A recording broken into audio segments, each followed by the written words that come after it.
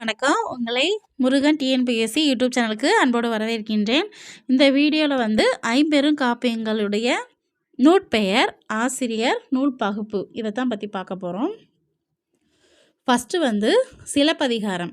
சிலப்பதிகாரத்தின் ஆசிரியர் இளங்கோவடிகள்.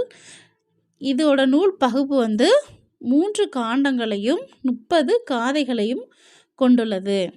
ரெண்டாவது மணிமேகலை. இதனுடைய ஆசிரியர் சீத்தலை சாத்தனார். நூல் பகுப்பு 30 காதைகள்.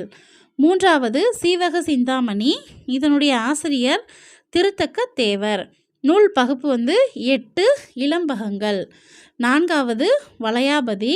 இதனுடைய ஆசிரியர் பெயர் அறியப்படவில்லை.